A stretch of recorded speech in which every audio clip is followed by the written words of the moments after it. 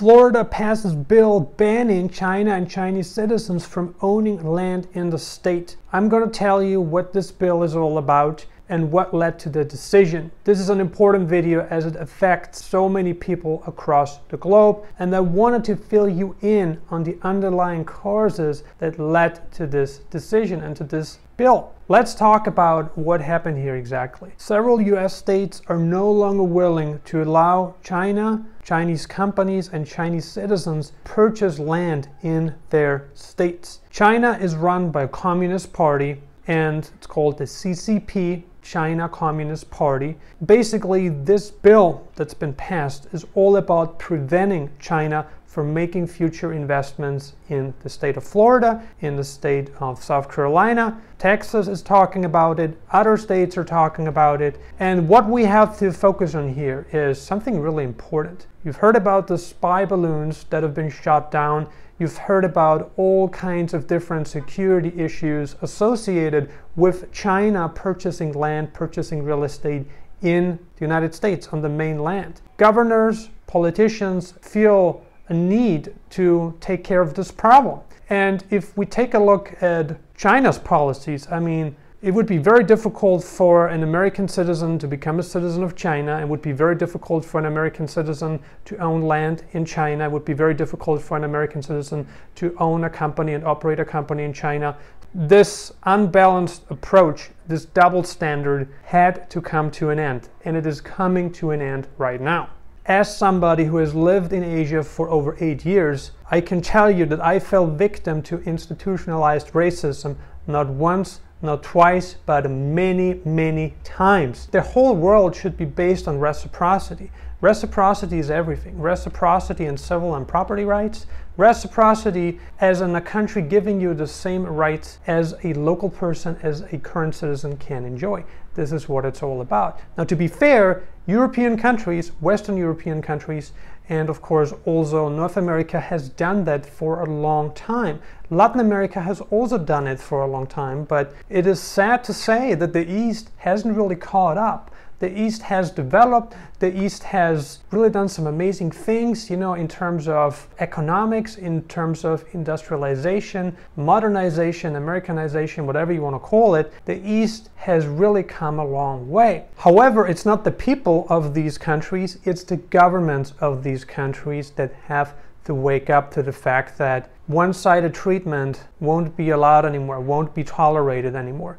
There cannot be any double standards whatsoever. And we've seen double standards applied on European and North American citizens living in Asia. And it's no fun, I can tell you that. Let me give an example. I was living in Vietnam for a pretty long time, and I had an issue, okay? I had a dispute with my landlord who evicted me illegally. They evicted me based on pretty much nothing. You know, they just decided to evict me from one day to the next. Then I decided to contact the government authority that is in charge of handling such cases, just for them to tell me that they won't work with me because I'm a foreigner.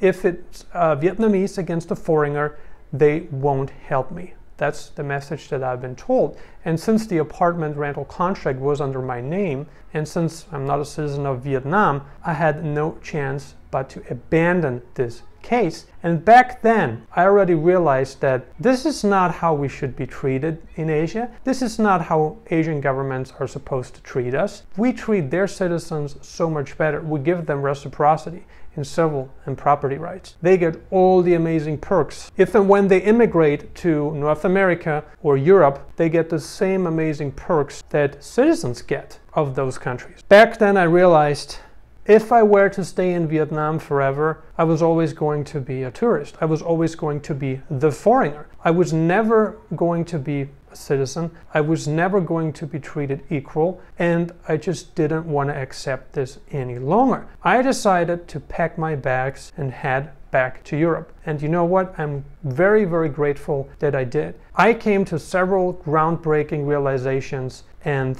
I was never the same again. For you to move to Asia and expect to receive the same treatment, the same reciprocity and civil and property rights is delusional thinking. It's not going to happen. Unless Europeans and North Americans are giving the same rights in China or giving the same rights in other Asian countries, there's no reason to continue talking at this point, because this one-sided treatment, this unfair treatment that we have taken, that we have swallowed for all these past decades, must come to an end. Either it comes to an end or we're just not going there anymore. It's done.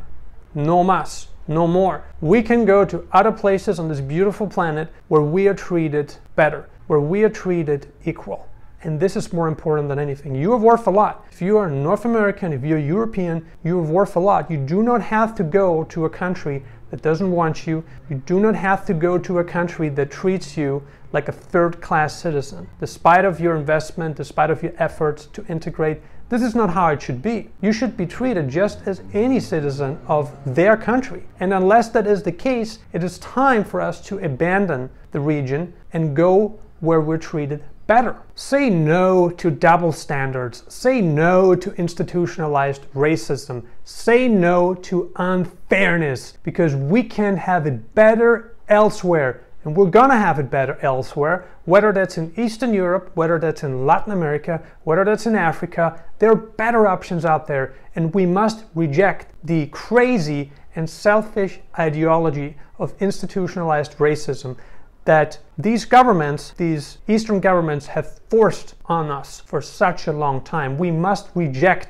their ideologies. And only if and when we reject their ideologies, we can move on to places where we're treated better and fairer. To be clear, institutionalized racism doesn't just exist in China. It exists so frequently in this region. It exists in Thailand, it exists in Malaysia, it exists in Vietnam, it exists in Indonesia, and many other countries in Asia. The best thing we can do as Western citizens is reject the crazy ideology of institutionalized racism and go where we are treated better. If you want to immigrate to liberal countries like Mexico, Paraguay, Romania, and Bulgaria, please get in touch with us. We would love to work with you. What are your thoughts on Florida and South Carolina banning China and Chinese citizens from owning land in the States? Leave your thoughts in the comments below. Subscribe now and turn on alerts to never miss any of my future nomadism, dating, and business advice videos. Thank you for watching.